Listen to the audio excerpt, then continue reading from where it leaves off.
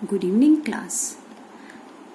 जैसा कि मैंने आपको लास्ट क्लास में डिसोल्यूशन ऑफ पार्टनरशिप फर्म के अंदर अकाउंट्स को कैसे क्लोज किया जाता है उसके बारे में, उसके रिगार्डिंग कुछ जर्नल एंट्रीज बताई थी। थोड़ा सा उसको रिवाइज करते हुए हम आगे बढ़ते हैं। लास्ट क्लासेस के अंदर मैंने आपको बताया था कि जिस फर्म को बंद किया जाता है उसकी बैलेंस शीट में उसके जो अकाउंट्स हैं उन्हें हमें क्लोज करना है, जिसमें मैंने आपको बताया था कि हम एसेट्स में से cash, bank, fictitious assets, loan to partner, इन चारों को छोड़कर बाकी जितने भी हमारी एसेट्स हैं, फिक्स एसेट्स हैं, इंटेंजिबल एसेट्स हैं, कुछ करंट एसेट्स, सारी नहीं कुछ करंट एसेट्स, कैश और बैंक को छोड़कर इन्हें हम क्लोज करते हैं रियलाइजेशन अकाउंट में ट्रांसफर करके। उसकी जनरल एंट्रीज मैंने आपको बताई थी, ठीक है। इनको छोड़कर राइट बाकी सबको हम ट्रांसफर करते हैं रियलाइजेशन अकाउंट में अकाउंट्स को क्लोज करने के लिए। और लायबिलिटी साइड में क्या है हमारे पास, जो कैपिटल के बैलेंसेस हैं, कैपिटल के बैलेंसेस को छोड़कर रिजर्व्स, प्रॉफिट एंड लॉस का क्रेडिट बैलेंस अगर कोई है, पार्टनर्स लोन अकाउंट, जो ये हाईलाइटेड पार्ट है, इसको छोड़कर बाकी जितने भी आइटम्स हैं उनको हम ट्रांसफ़र करते हैं रियलाइजेशन अकाउंट में क्लोज करने के लिए। तो अपनी बुक्स में से इनको हमें अगर क्लोज करना है तो ट्रांसफ़र कहाँ करेंगे, रियलाइजेशन में। इसकी जनरल एंट्रीज भी हमने बताई थी। इसके साथ साथ आपको इन दो आइटम्स के बारे में भी मैंने बताया था, क्योंकि ये दोनों प्रोविजंस और जो रिजर्व्स हैं, फंड है, ये हमारी इस फिक्स एसेट्स के अगेंस्ट बने हैं या डेटर्स के अगेंस्ट बने हैं। जब इनको क्लोज किया जा रहा है रियलाइजेशन अकाउंट में ट्रांसफ़र करके, तो इनको भी क्लोज किया जाता है रियलाइजेशन अकाउंट में ट्रांसफ़र करके। साथ ही फिर इसके बाद मैंने आपको बताया था ये हमारी कैपिटल के ओपनिंग बैलेंसेस हैं, ये रिजर्व्स और ये profit and loss account distribute कर दिया जाता है पार्टनर्स में। ऐसे ही कैश और बैंक का ये हमारा ओपनिंग बैलेंस होता है। फिक्टिशियस एसेट्स जितने भी लॉसेस हैं उन्हें हम डिस्ट्रीब्यूट करते हैं पार्टनर्स के कैपिटल अकाउंट में, राइट। अब लोन टू पार्टनर, फर्म ने पार्टनर को लोन दिया या किसी पार्टनर से लिया भी हो सकता है, ऐसे में इनके अकाउंट अलग से बनाए जाते हैं। ये मैंने आपको फर्स्ट क्लास में पहले ही बता दिया था। ये सारा वो पोर्शन है जो हम पहले डिस्कस कर चुके हैं। अब आता है कि जो एसेट्स आपने ट्रांसफ़र करी है रियलाइजेशन अकाउंट में, या जो लायबिलिटीज़ यहाँ से आपने ट्रांसफ़र कर दी हैं रियलाइजेशन अकाउंट में, अब उनको रियलाइज़ करने की बारी है, मीन्स सोल्ड करने की बारी है, और पेमेंट्स को पेमेंट करने की बारी है। अभी तो फिलहाल हमने इन अकाउंट्स को बुक्स में से क्लोज करने के लिए ट्रांसफ़र किया था। तो नेक्स्ट हमारी जनरल एंट्रीज क्या हैं। अब जैसा कि मैंने आपको बताया कि हमें अपनी एसेट्स और लायबिलिटीज़ को ट्रांसफ़र कर देना है रियलाइजेशन अकाउंट में, उसके बाद हमें जो एसेट्स रियलाइजेशन अकाउंट में ट्रांसफ़र करी हैं उनको रियलाइज़ करना है। रियलाइज़ करना का मतलब अब उन्हें मार्केट में बेचना है। मोड्स ऑफ रियलाइजेशन, उनको कैसे रियलाइज़ कर सकते हैं। पहला तरीका क्या है, when the assets are sold for cash, जब आप उन्हें मार्केट में बेच देते हैं तो आपके पास कैश आएगा, कैश या बैंक अकाउंट डेबिट। अब आपके पास यहाँ पर एसेट को बेचने से कैश तो आया, लेकिन यहाँ पर आप टू एसेट नहीं लिखेंगे, क्या लिखेंगे, टू रियलाइजेशन। ऐसा क्यों, क्योंकि आपने अपनी एसेट्स को रियलाइजेशन में ट्रांसफ़र करके ख़त्म कर दिया था एसेट का अकाउंट। अब वहाँ रियलाइजेशन आ गया था ट्रांसफ़र की एंट्री में, तो जब हम इसको सोल्ड करेंगे तो एंट्री आएगी कैश या bank account debit to realisation. ये बात आप याद रखेंगे। रियलाइजेशन क्यों आया, क्योंकि ऑलरेडी सारी एसेट्स रियलाइजेशन में ट्रांसफ़र हो चुकी हैं। दूसरा तरीका क्या हो सकता है, when an asset is taken by a partner. कभी कभी क्या होता है कि जो एसेट्स आपने डिस्पोज ऑफ करनी थी, कोई पार्टनर ये कहता है कि वो पार्टनर कि ये एसेट मैं ले लेता हूँ, इसके बदले में आप मुझसे पैसे ले लेना। तो उसके बदले में हमें पैसे लेने हैं उस पार्टनर से, तो एंट्री क्या करेंगे, पार्टनर से लेना है तो पार्टनर डेबिट हो गया, पार्टनर्स कैपिटल अकाउंट डेबिट। या तो कैश अकाउंट डेबिट होगा या पार्टनर्स कैपिटल अकाउंट डेबिट तब होगा जब कोई पार्टनर उसको टेक ओवर कर लेता है। टू रियलाइजेशन अकाउंट, रियलाइजेशन उस एसेट के लिए जो उसमें ट्रांसफ़र हो चुकी है। तीसरा ऑप्शन क्या हो सकता है, when the assets are given to any creditor to settle the liability. अब हमारे रियलाइजेशन अकाउंट में एसेट्स भी उतार ली गई हैं और उधर से लायबिलिटी भी उतार ली गई हैं। अब एक तरफ एसेट से पैसा आएगा और उस पैसे को हम किसी लायबिलिटी को चुकाने में इस्तेमाल कर देंगे, दोनों तरफ अमाउंट आएगा। तो कभी कभी ऐसा हो जाता है कि किसी एसेट को कोई क्रेडिटर जिसको हमने पैसा देना है वो ले लेता है। जब कोई लायबिलिटी कोई एसेट टेक ओवर कर लेगा तो एक तरफ हमें पेमेंट करनी है और एक तरफ हमें उस एसेट से पैसा आना है, तो दोनों तरफ एंट्री आने की वजह से उसका इफेक्ट क्या हो जाएगा, नील हो जाएगा। ये जब प्रैक्टिकल आएगा तो मैं आपको करके समझाऊंगी इसको। तो बुक्स में उसकी कोई एंट्री नहीं करते, ये बात याद रख लीजिए। When a liability is settled by giving some assets, या किसी एसेट को देकर हम लायबिलिटी सेटल करते हैं तो बुक्स में उसकी कोई एंट्री नहीं की जाती, नो एंट्री।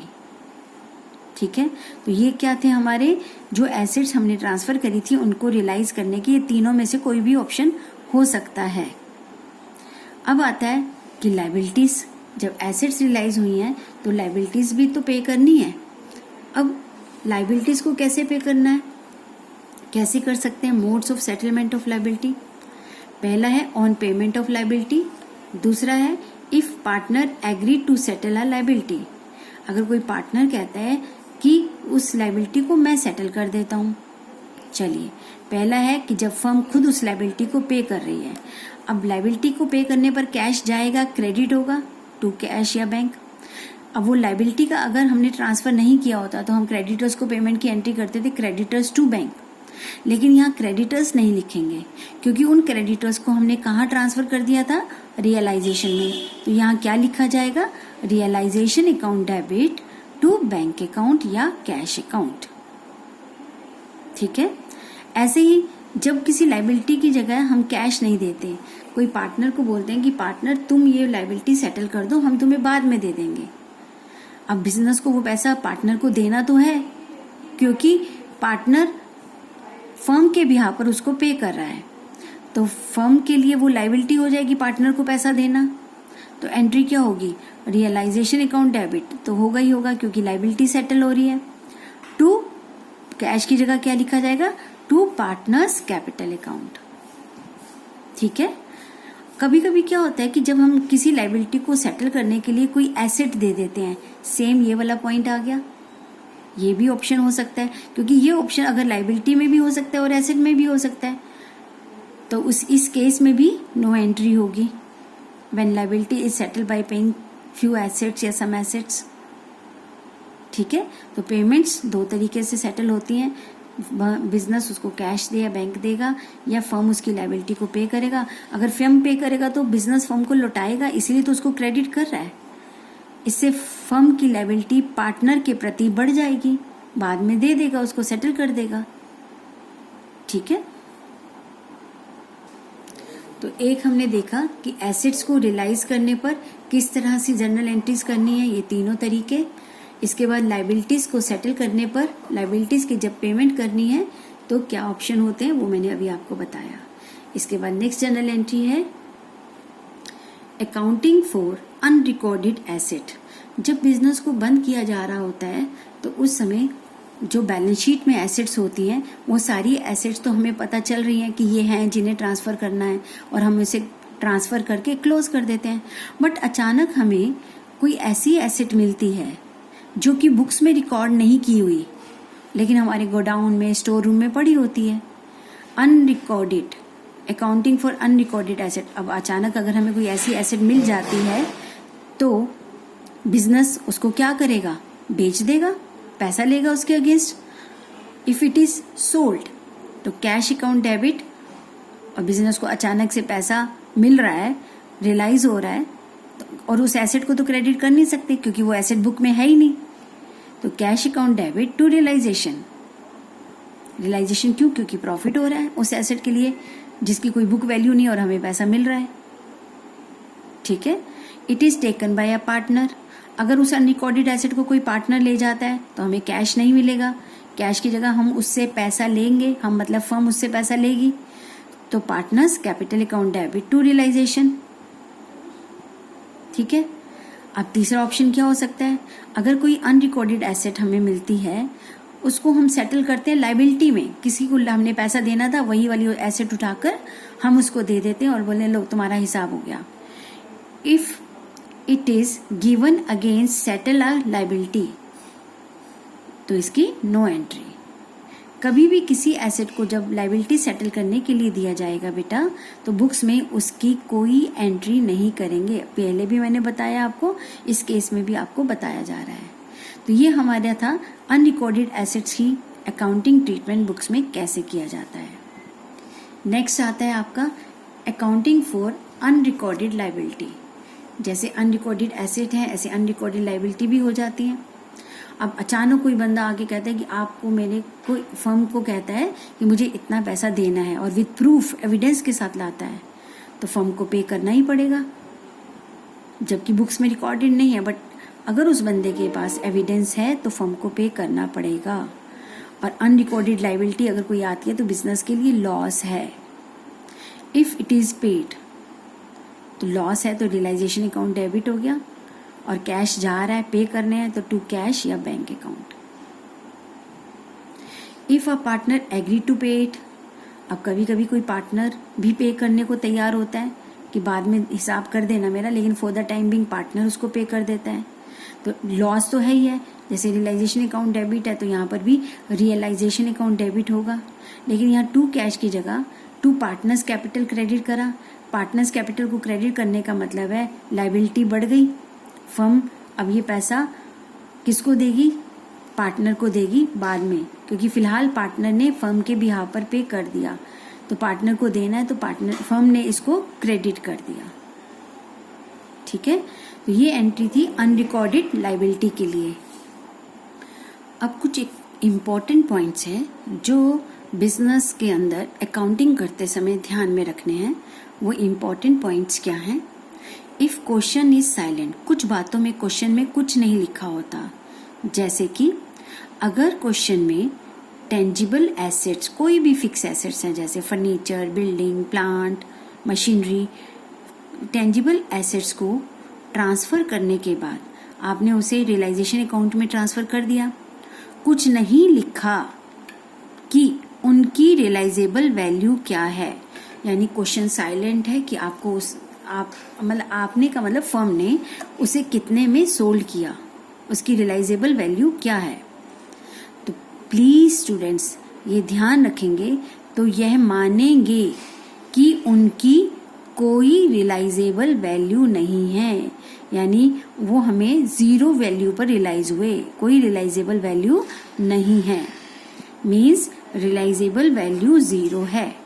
अगर क्वेश्चन साइलेंट है किसी भी टेंजिबल एसेट्स के लिए, ठीक है।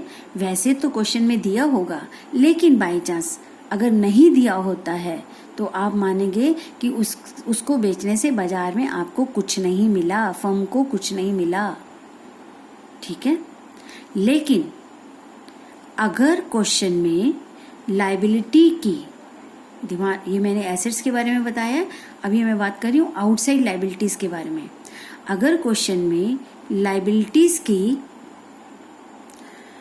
पेमेंट के बारे में कुछ नहीं लिखा है तो यह अज्यूम करेंगे कि लायबिलिटी को उसकी बुक वैल्यू पर ही पे करेंगे।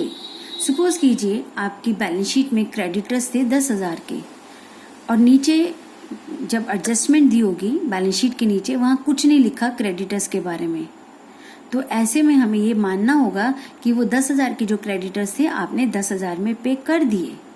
यानी लायबिलिटी के केस में तो जो लिखी है वैल्यू उसी को कंसीडर करेंगे, लेकिन एसेट के केस में हम जो वैल्यू एसेट की बुक वैल्यू लिखी है उसके बारे में कुछ ना लिखा होगा तो उसकी रियलाइजेबल वैल्यू को जीरो कंसीडर करेंगे, ठीक है।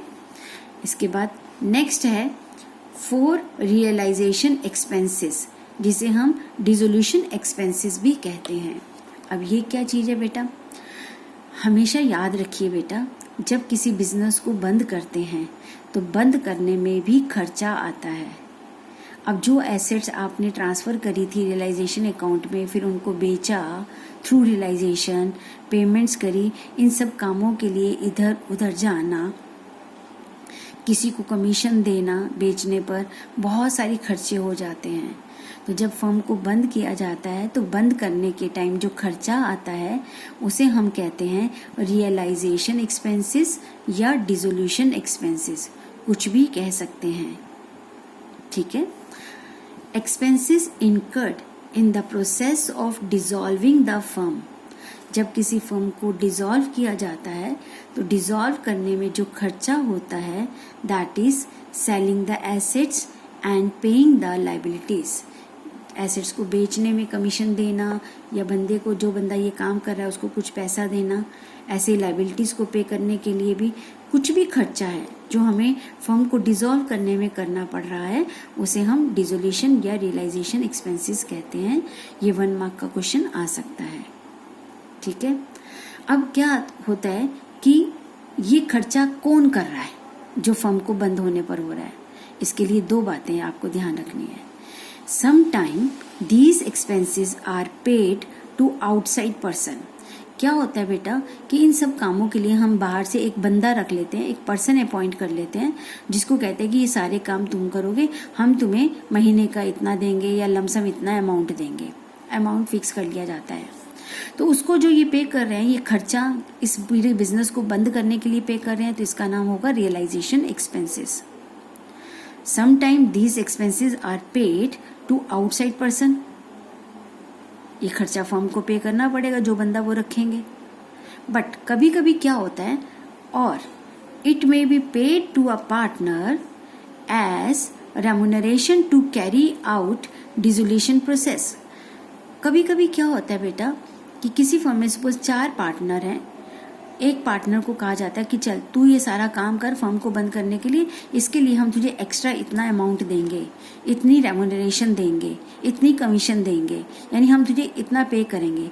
तो वो जो उसको पे किया जाएगा उस पार्टनर को, क्योंकि यहाँ वो बाहर से बंदा नहीं रखा, इस काम के लिए बाहर से बंदा रखने के बजाय फर्म का पार्टनर ही इस काम को कर रहा है और फर्म उसको पेमेंट कर रही है, तो बात तो एक ही है। फर्म ने चाहे बाहर वाले को दिया हो या पार्टनर को लिया, लेकिन पेमेंट किस लिए करी? फर्म को बंद करने के लिए जो खर्चा आया उसके लिए करी, यानी डिसोल्यूशन एक्सपेंसेस के लिए करा। तो फर्म के लिए तो खर्चा है, चाहे वो इसको पे करे या इसको पे करे। ठीक है। तो ये दोनों मैंने यहाँ एरो बना के बताया भी है, ये दोनों both are the expenses of the firm, दोनों ही बिजनेस के एक्सपेंसेस हैं। और जब बिजनेस के एक्सपेंसेस होते हैं तो डेबिट और लॉसेस एंड एक्सपेंसेस एंट्री होती है। तो एंट्री में क्या आएगा? Realisation account debit. ठीक है। टू कैश या बैंक, अगर बिजनेस उसके लिए कैश दे रहा है तो ये एंट्री कर देगा। लेकिन कभी कभी बिजनेस जब फर्म के किसी पार्टनर को इस काम के लिए रखता है तो वो उसे कहते हैं कि मैं बाद में दे दूंगा या कैसे भी दे दूंगा, तो रियलाइजेशन अकाउंट डेबिट तो इसमें भी होगा, इसमें भी, क्योंकि बिजनेस का खर्चा है ये। लेकिन इसके लिए जब एक्सपेंसेस पार्टनर को रखा है और एक्सपेंसेस पार्टनर को पे करने हैं तो हम क्रेडिट में लिखेंगे कि देना है टू पार्टनर्स कैपिटल अकाउंट, क्योंकि पार्टनर का हिसाब बाद में एक साथ कर दिया जाता है फर्म बंद होने पर। तो जो देना अमाउंट है वो हम उसके कैपिटल अकाउंट में यहाँ डाल दिया, पार्टनर्स कैपिटल अकाउंट में जो खर्चे का अमाउंट है। ठीक है। तो ये अभी हमारा बेसिक था कि रियलाइजेशन एक्सपेंसेस क्या होते हैं, ये एक्सपेंसेस कौन करता है, या तो आउटसाइडर करता है या पार्टनर करता है, ये खर्चा कौन पे करेगा? फर्म पे करेगी। तो फर्म पे करेगी तो फर्म के लिए खर्चा है, खर्चे की एंट्री क्या होगी? रियलाइजेशन अकाउंट डेबिट, क्योंकि खर्चे में रिवैल्यूशन जैसे लॉस होता है तो रिवैल्यूशन डेबिट करते थे उन चैप्टर में, यहाँ पर किसको डेबिट करेंगे? रियलाइजेशन, क्योंकि बिजनेस को रियलाइज करने के लिए सब चीज़ें हो रही है तो हमने एक अकाउंट खोला था रियलाइजेशन अकाउंट। पे करने पर टू कैश, पे करना है पार्टनर को तो टू पार्टनर्स कैपिटल अकाउंट हो जाएगा। राइट। अब कुछ इन रियलाइजेशन एक्सपेंसेस से रिलेटेड एक पॉसिबिलिटीज हो सकती हैं अकाउंटिंग में, वो क्या क्या पॉसिबिलिटीज हैं वो हम डिस्कस करेंगे। तो पॉसिबिलिटीज ऑफ रियलाइजेशन एक्सपेंसेस, इसके अंदर 2 पॉसिबिलिटीज हो सकती हैं कि ये बात क्वेश्चन में या एग्रीमेंट में लिखी होगी कि अगर कभी फर्म बंद होती है तो इस खर्चे को कौन बियर करेगा, फर्म बियर करेगी या कोई पार्टनर बियर करेगा। ये बात एग्रीमेंट में ऑलरेडी लिखी होती है। तो दो पॉसिबिलिटीज हो सकती हैं इन एक्सपेंसेस से रिलेटेड। ये जो खर्चा है बोर्न बाय फर्म, फर्म उठाएगी खर्चा एक्सपेंसेस, या एक्सपेंसेस बोर्न बाय पार्टनर, या कोई पार्टनर इस खर्चे को उठाएगा। ये बात क्वेश्चन में लिखी होती है। यानी खर्चे किसका माना जाएगा, फर्म के केस में फर्म का खर्चा माना जाएगा, और पार्टनर उठाएगा तो इस केस में फर्म का खर्चा थोड़ी ना, पार्टनर पर्सनली उस खर्चे को उठा रहा है तो वो खर्चा पार्टनर का पर्सनल खर्चा माना जाएगा, फर्म का खर्चा नहीं माना जाएगा। और हम बुक्स में जो अकाउंटिंग करते हैं वो किसके हिसाब से करते हैं, बिजनेस के हिसाब से, सेपरेट एंटिटी कंसेप्ट, तो बिजनेस के हिसाब से करते हैं। ये बात भी आपको पता है। जो खर्चे फर्म के होंगे वही फर्म की बुक्स में आएंगे ना। अगर वो खर्चा पर्सनली भी बियर करना है तो वो फर्म की बुक्स में क्यों आएगा। चलिए इसके बाद आता है, अगर खर्चा एक्सपेंसेस बोर्न बाय फर्म है तो इसके बाद हमें दो चीजें देखनी है कि अगर फर्म ने खर्चा उठाना है तो पे कौन कर रहा है, पेड बाय फर्म है या पेड बाय पार्टनर है, पार्टनर पे कर रहा है इसको। अगर खुद फर्म ने खर्चा उठाना है और फर्म ही पे कर रही है तो एंट्री क्या करेंगे, रियलाइजेशन अकाउंट डेबिट, डेबिट और लॉसेस टू कैश या बैंक। खर्चे की एंट्री होगी borne by firm, paid by firm. ऐसे देखो ये वाला केस हो गया, expenses borne by firm, paid by firm, ये एंट्री। अगला है expenses borne by firm, paid by partner. Firm ने बियर करने थे, फर्म की बुक्स में आना चाहिए था ये खर्चा, लेकिन फॉर द टाइम बिंग कौन पे कर रहा है, पार्टनर। तो पार्टनर को ये पैसा लौटाना पड़ेगा और बिजनेस को ये खर्चा उठाना है क्योंकि बोर्न बाय फर्म है। तो बिजनेस अगर खर्चा उठाएगा तो realisation account debit to partners capital account, तो पार्टनर्स अकाउंट को देना है, पार्टनर्स जो भी पार्टनर उठाएगा। तो एक्सपेंसेस बोर्न बाय फर्म में ये दो ऑप्शन क्वेश्चन में दिए हो सकते हैं, तो आपको ध्यान से क्वेश्चन पढ़कर इसकी एंट्री करनी है।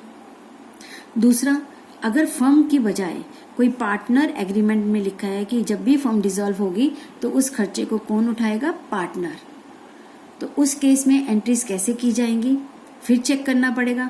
बोर्न बाय पार्टनर है, उठाएगा कौन, paid by, borne by partner है, तो दो पॉसिबिलिटी हो सकती हैं, paid by firm, paid by partner. इस पॉइंट को बेटा मैं अगली यूट्यूब में डालती हूँ, अगली यूट्यूब में आपको समझाती हूँ जो कि इसी के कंटिन्यूशन में है। ठीक है, थैंक यू बेटा।